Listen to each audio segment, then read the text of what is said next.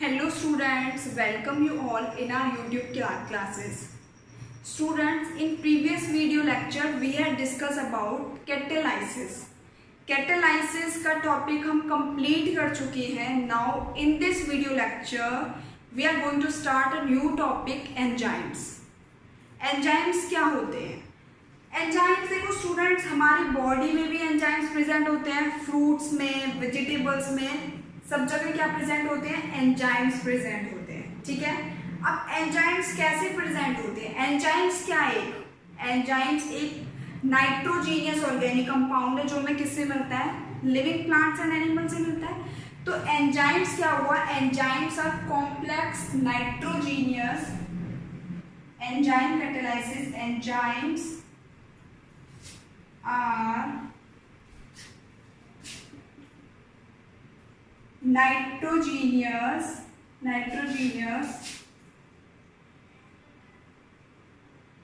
organic nitrogenous complex.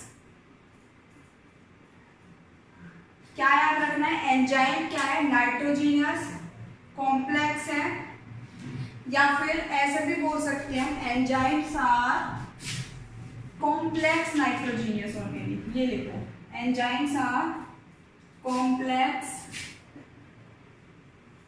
Nitrogenous organic. Organic क्या हो? जो हमारी बॉडी में प्रेजेंट हो. Organic compounds, organic compounds which are produced. अब बताओ प्रोड्यूस्ड कहां से होंगे? लिविंग प्लांट से और एनिमल से. Are produced from living plants and animals. Living plants and animals. So students, enzymes क्या हुआ? Enzymes are complex nitrogenous organic compounds which are produced from living plants and animals. ये क्या हो गया? Enzymes हो गया. अब जो एंजाइम्स होते हैं वो क्या होते हैं? हमारे प्रोटीन मॉलिक्यूल्स भी तो होते हैं. एंजाइम्स क्या होते हैं? प्रोटीन मॉलिक्यूल्स भी रहते हैं जिनका मोलर मास क्या रहता है? ज्यादा रहता है. तो हम ये भी कह सकते हैं दे आर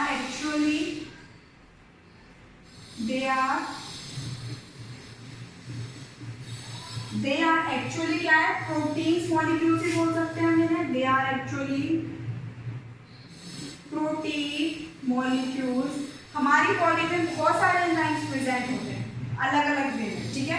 तो इसलिए हमने क्या बोल दिया? They are actually protein molecules of higher molar mass.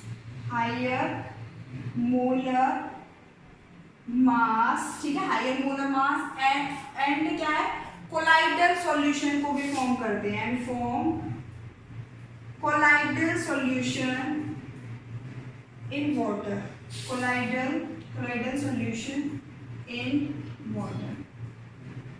Colloidal solution क्या रहता है वो हम डिस्कस करेंगे किसमें? कोलॉइड्स में. इससे एंजाइम्स के बाद कोलॉइड्स ही आएगा. ठीक है.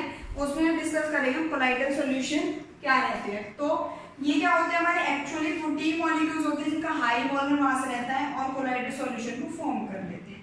एक तो ये हो गया एंजाइम्स. और क्या हो गया हमारे पास? कॉम्प्लेक्स नाइट्रोजीनियस कंपाउंड हो गए जो प्रोड्यूस करते हैं लिविंग प्लांट से एंड एनिमल से. ठीक है. अब देखो ये क्या करते हैं? कुछ बायोकेमिकल रिएक्शन को भी कैटलिस्ट करते हैं. क्या करते हैं? दे कैटलिस्ट बायोकेमिकल रिएक्शन. दे कैटलिस्ट बायोकेमिकल रिएक्शन. दे कैटलिस्ट बायोकेमिकल रिएक्शन कि ये क्या करते हैं? कैटलिस्ट करते हैं बायोकेमिकल और बहुत ही इफेक्टिव वे में करते हैं. ठीक है. And are very effective catalyst. And are very effective catalyst. ये क्या करते हैं? कैटलिस्ट करते हैं बायोकेमिकल रिएक्शन को. और जो क्या होते हैं? कैटलिस्ट बहुत ही इफेक्टिव रहते हैं. तो इन्हें हम क्या बोलते हैं? बायोकेमिकल कैटलिस्ट भी बोल देते हैं. They are called by biochemical catalyst. They are called by biochemical catalyst, ठीक है। तो इसमें क्या हुआ, एंजाइम्स में देखो क्या क्या था students, enzymes are complex nitrogenous organic compounds, nitrogenous organic compounds which are produced from living plants and animals. They are actually protein molecules होते हैं, हाई मोलर मास रहता है, कोलॉइडल सॉल्यूशन को भी फॉर्म कर लेते हैं। नेक्स्ट लास्ट क्या है, ये कैटलिस्ट बायोकेमिकल रिएक्शन जो क्या होते हैं, कैटलिस्ट बहुत इफेक्टिव रहते हैं इसमें, उन्हें क्या बोलते हैं, बायोकेमिकल कैटलिस्ट बोलते हैं। This is all about what is enzymes, ठीक है, इसका स्क्रीनशॉट ले लो। Now we are going to discuss about example of enzyme catalysis. Example क्या होगा इसका, example of enzyme catalysis. Students आपने पढ़ा होगा केन शुगर, इन्वर्जन कैसे होता है केन शुगर का, inversion of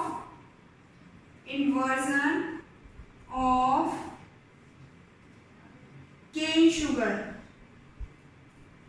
केन शुगर का सबसे पहले मॉलिक्यूलर फॉर्मूला क्या रहता है, C12H22O11, C12H22O11, ये क्या रहता है हमारे पास, केन शुगर रहता है, केन शुगर। अब इसका क्या करना है, इन्वर्जन करना है, किससे करते हैं, H2O के साथ करते हैं, और क्या लिखते हैं एरो के ऊपर, इन्वर्टेज। इन्वर्टेज क्यों लिखा, क्योंकि मैंने पहले ही क्या लिखा है, इसका हम इन्वर्जन कर रहे हैं। तो स्टूडेंट्स ये कन्वर्ट होता है ग्लूकोज प्लस फ्रक्टोज में। ग्लूकोज का फॉर्मूला पता है क्या रहता है, C6H12O6, ये क्या हो गया glucose. Remember one thing, glucose and fructose molecular formula both are same. क्या होता है, ग्लूकोज का और फ्रक्टोज का मॉलिक्यूलर फॉर्मूला सेम रहता है, C6H12O6 ग्लूकोज, C6H12O6 फ्रक्टोज, ठीक है। Remember one thing, molecular formula of glucose and fructose both are same. तो एग्जांपल क्या हो गया, एंजाइम कैटालिसिस का, इन्वर्जन ऑफ केन शुगर, उसमें क्या कर दिया हमने, केन शुगर वाटर को इन्वर्टेज किया, ग्लूकोज फ्रक्टोज में कन्वर्ट हो गया। अगर मैं बोलती हूँ ग्लूकोज को इथाइल अल्कोहल में कन्वर्ट करना है, ग्लूकोज को किस में करना है, इथाइल अल्कोहल में। ग्लूकोज अभी मैंने कन्वर्जन ऑफ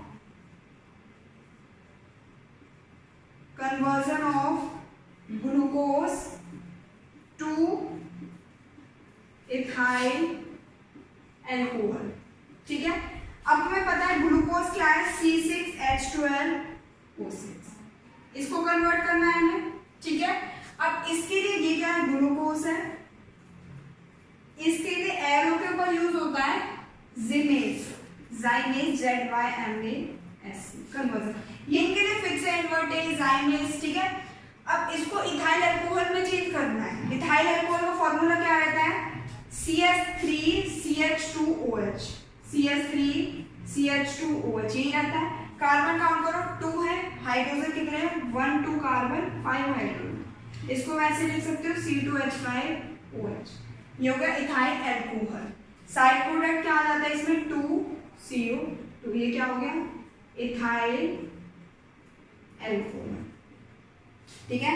और CO2 यहाँ से बच गया हमारे पास, ठीक है। अल्कोहल क्या होता है, OH ग्रुप ही रहता है, इथाइल मतलब 2 कार्बन, इसको वैसे भी लिख सकते हो C2H5OH। तो एग्जांपल क्या हो गया एंजाइम कैटालिसिस के, इन्वर्जन हो जाए केन शुगर का, या फिर कन्वर्ट कर दें ग्लूकोज को इथाइल अल्कोहल। ये हो गए हमारे एग्जांपल्स। एक बार इसका स्क्रीनशॉट ले लो, फिर नेक्स्ट कराते हैं।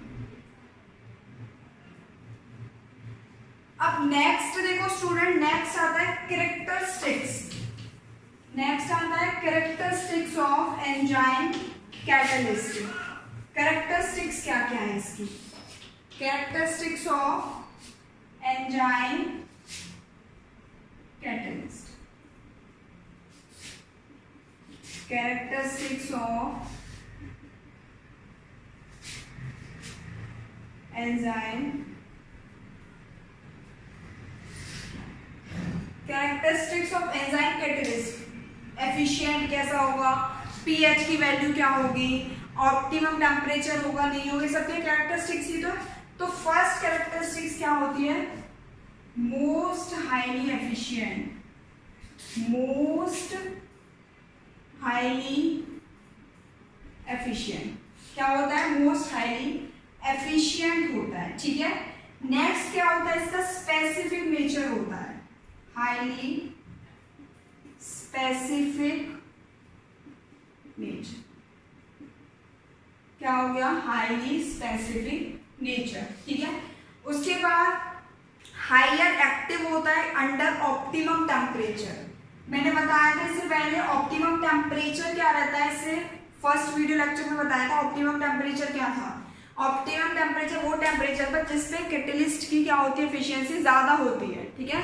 तो इसमें भी क्या होगा, हाईली ज्यादा एक्टिव होता है, highly active under optimum temperature, highly active under optimum temperature, ठीक है। टेम्परेचर इसमें रहता है तुम्हारा 298 to 310 केल्विन रहता है, ठीक है, highly active under optimum temperature, ठीक है। उसके बाद ये तो इसका टेम्परेचर हो गया, लेकिन अगर मैं कहती हूँ एक्टिव रहता है ऑप्टिमम पीएच पे भी, highly active under optimum pH, optimum pH पे भी एक्टिव रहता है, उसकी रहती है 5 to 7 जो पीएच वैल्यू रहती है, ठीक है। उसके बाद लास्ट इसी कैरेक्टरिस्टिक क्या रहती है कि हायर एक्टिविटी होती है किसकी प्रेजेंस में, कुछ एक्टिवेटर्स होते हैं, कुछ क्या होते हैं, एक्टिवेटर्स होते हैं, उनकी प्रेजेंस में क्या रहता है, एक्टिव रहता है, हाईली एक्टिव, किसमें रहता है, हाईली एक्टिव रहता है in the presence of activators, in the presence of activators, ठीक है। एक्टिवेटर्स की में को एंजाइम्स की में एक्टिवेटर्स क्या होंगे, जैसे Na पॉजिटिव हो जाए, Mn2 पॉजिटिव हो जाए, ठीक है, एंड को एंजाइम्स, ठीक है। तो ये क्या होगी, इसकी कैरेक्टरिस्टिक्स हो गई, हाईली एफिशिएंट होता है, स्पेसिफिक नेचर हाईली रहता है, हाईली एक्टिव रहता है under optimum temperature 298 to 310 kelvin, highly active रहता है अंडर ऑप्टिमम पीएच, और हाईली एक्टिव रहता है किसकी प्रेजेंस में, एक्टिवेटर्स की में और कोएंजाइम्स की में। ये होगी इसकी कैरेक्टरिस्टिक्स, स्क्रीनशॉट लो इसका। नेक्स्ट टॉपिक है students, mechanism of enzyme catalysis. ये लास्ट टॉपिक है एंजाइम कैटालिसिस का कि मैकेनिज्म कैसे होती है एंजाइम कैटालिसिस की। इस मैकेनिज्म को लॉक एंड की कैटालिसिस मैकेनिज्म भी बोलते हैं। वो कैसे बोलते हैं, देखो लॉक होता है, की होती है, लॉक पे हम की को क्या करते हैं, फिट करते हैं, तो जो की होती है वो किसके अकॉर्डिंग होती है, लॉक के अकॉर्डिंग होती है। ऐसा ही कुछ यहाँ पे होता है, हमारे पास दो है, एक एंजाइम है फ्री एंजाइम और एक हमारे पास फ्री सबस्ट्रेट है। अब देखो इन दोनों की शेप इस टाइप से होती है कि ये जो है वो इसमें फिट हो जाए, जो फ्री सबस्ट्रेट है वो किस में फिट हो जाए, हमारा फ्री एंजाइम में फिट हो जाए। इसकी शेप कुछ इस टाइप से होती है, जैसे की शेप ऐसी होती है कि वो लॉक में फिट हो जाए, ऐसी इन दोनों की शेप ऐसी होती है वो आपस में फिट हो जाए। जैसे मेरे दोनों हैंड है, अगर मैंने ऐसे फिट कर देती हूँ तो दोनों किस टाइप में कि दोनों का क्या हो गए, आपस में फिट हो गए हैं। तो फ्री एंजाइम्स में क्या होता है, फ्री सबस्ट्रेट फिट हो जाता है। तो अब क्या हो गया, सबस्ट्रेट बाइंड कर लिया रिवर्सिबली, दोनों क्या हो गए, मिल गए, मिलके एक हो जाएंगे, तो दोनों में मिल गए, वो ये बन गया। अब क्या बन गया, एंजाइम सबस्ट्रेट कॉम्प्लेक्स बन गया, ठीक है, एंजाइम सबस्ट्रेट कॉम्प्लेक्स हो गया। अब यहाँ से क्या होगी, रिएक्शन टेक्स प्लेस, रिएक्शन होनी स्टार्ट होगी, रिएक्शन होनी स्टार्ट होगी तो इसने क्या दे दिया हमको, पूरा प्रोडक्ट दे दिया, प्रोडक्ट दे दिया। अब रिएक्शन क्या होगी, पहले दोनों अलग अलग थे, ये फ्री एंजाइम है, ये फ्री सबस्ट्रेट है, दोनों मिल गए तो हमारा क्या बन गया, एंजाइम सबस्ट्रेट कॉम्प्लेक्स मिल गया। रिएक्शन होनी स्टार्ट होगी तो एंजाइम सबस्ट्रेट प्रोडक्ट मिल गया। अब ये दोनों इस टाइप से दोनों हट भी सकते हैं, तो दोनों हट के क्या होगा, प्रोडक्ट मीन ये अलग हो गया हमारे पास और ये अलग हो गया, ठीक है। जो ये था हमारे पास वो अलग हो गया, ये हमारे पास क्या हो गए, अलग हो गए, दोनों तो क्या हो गए, अलग हो गए। लास्ट में क्या मिल गया, ये मिल गया। तो इस मैकेनिज्म में था क्या, बेसिकली क्या होता है, सबस्ट्रेट होता है और एंजाइम होते हैं, दोनों आपस में फिट होके प्रोडक्ट फॉर्म करते हैं, लास्ट में वो लीव भी हो सकते हैं। तो एंजाइम था और क्या था, सबस्ट्रेट था, मिलके क्या बनाया दोनों ने, एंजाइम सबस्ट्रेट बनाया था, मिलके क्या बनाया, एंजाइम सबस्ट्रेट बनाया। फिर क्या बनाया था, रिएक्शन टेक्स प्लेस हुई तो एंजाइम प्रोडक्ट बनाया और लास्ट में क्या हो गए थे, दोनों ही अलग हो गए, एंजाइम प्लस प्रोडक्ट, दोनों क्या हो गए, अलग हो गए, एंजाइम प्लस प्रोडक्ट। ठीक है, ये आया समझ में, एंजाइम प्लस सबस्ट्रेट थे, एंजाइम सबस्ट्रेट बना, एंजाइम प्रोडक्ट बना, दोनों क्या हो गए, अलग हो गए। ठीक है, दोनों अलग हो गए। उसके बाद देखो, अब इसमें क्या होता है कि ये हमारे पास रिएक्शन हो गई। अब देखो इसमें क्या होता है कि कुछ हमारी कैविटीज होती है, कुछ एक्टिव, एक टाइप से हमारे पास देखो कैविटीज ही, तो कैविटीज क्या होती है, तो फिक्स हो जाती है। तो इसमें हमारी क्या होती है, कुछ एक्टिव साइट्स होती हैं, कुछ क्या होती हैं, एक्टिव साइट्स होती है। कौन कौन सी होती है, जैसे NH2 COOH, ठीक है, SHOH, ये हमारी क्या होती है, एक्टिव साइट्स होती है जो इसमें वर्क करती है। ये हमारे पास इसकी मैकेनिज्म थी। तो आज हमने क्या डिस्कस किया है स्टूडेंट्स, एंजाइम्स क्या होते हैं, नाइट्रोजीनियस कॉम्प्लेक्स ऑर्गेनिक कंपाउंड से जो living organism plants and animal से मिल रहे थे, बायोकेमिकल रिएक्शंस थी उसमें एंजाइम्स में। उसके बाद उनके हमने रिएक्शंस करी थी, एग्जांपल्स थे, इन्वर्जन ऑफ केन शुगर किया था, glucose to ethyl alcohol, then characteristics थी एंजाइम्स की। उसके बाद हमने मैकेनिज्म ऑफ एंजाइम कैटालिसिस की। नाउ अब तुम्हारा एंजाइम्स का टॉपिक कंप्लीट हुआ, एंजाइम्स का टॉपिक कंप्लीट हुआ। लास्ट हमारा सरफेस केमिस्ट्री में कोलॉइड्स का टॉपिक बन रहता है। नेक्स्ट वीडियो लेक्चर में हम कोलॉइड्स को डिस्कस करेंगे। आई होप स्टूडेंट्स ये वीडियो आप सबके लिए हेल्पफुल रही होगी। Thank you students.